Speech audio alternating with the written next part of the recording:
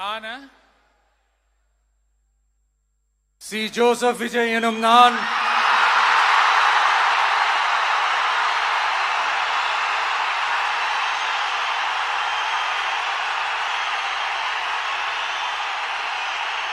சட்டப்படி அமைக்கப்பெற்ற இந்திய அரசியல் அமைப்பின்பால் உண்மையான நம்பிக்கையும் மாறா பற்றும் கொண்டிருப்பேன் என்றும்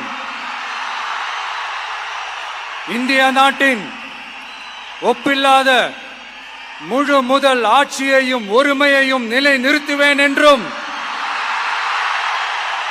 தமிழ்நாட்டு அரசின் முதலமைச்சராக உண்மையாகவும் உளச்சான்றின்படியும் என் கடமைகளை நிறைவேற்றுவேன் என்றும்